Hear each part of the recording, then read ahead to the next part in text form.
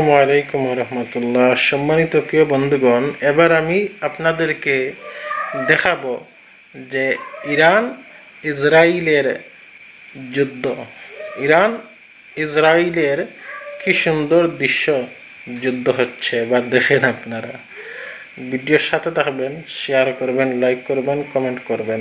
আসসালামু আলাইকুম।